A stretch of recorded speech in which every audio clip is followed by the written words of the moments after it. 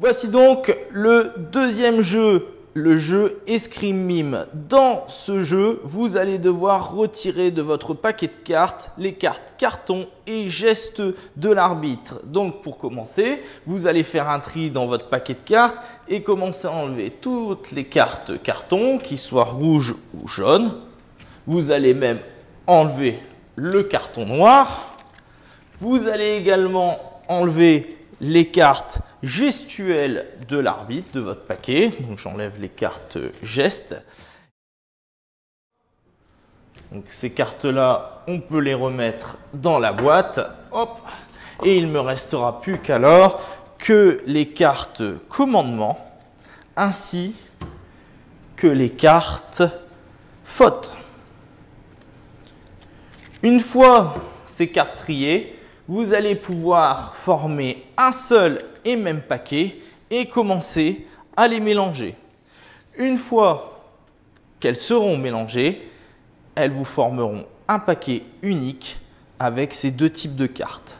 Ce paquet va permettre de jouer, mais pour jouer, il va falloir former des équipes de 2 ou des équipes de 3. Il est possible d'avoir 2, 3 équipes qui s'affrontent.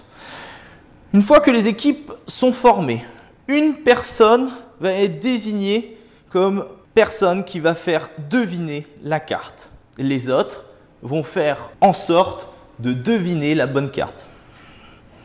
Pour ça, comment se passe un tour de jeu? La personne qui doit faire deviner la carte va mettre face cachée et va attendre le chronomètre d'une autre équipe.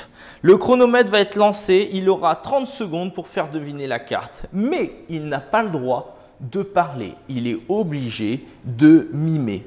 Pour ça, dès que le temps et le chrono sont déclenchés, il va retourner la première carte et il n'a pas le droit de passer la carte.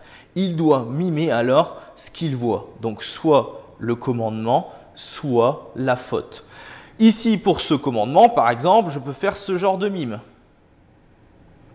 Dans ce cas, l'équipe, les personnes de son équipe, si elles répondent que c'est non, dans ce cas-là, l'équipe remporte la carte.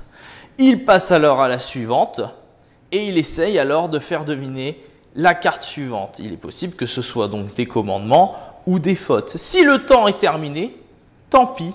Dans ce cas, il la retourne et la donne le paquet à l'équipe suivante. L'équipe suivante prend le paquet et du coup, c'est à son tour de faire deviner la carte à son équipe.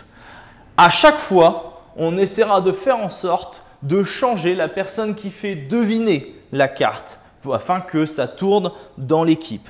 Le but du jeu étant de récupérer le maximum de cartes à la fin de la partie. Nous allons compter quelle équipe a le plus de cartes. Celle qui a le plus de cartes aura gagné la partie.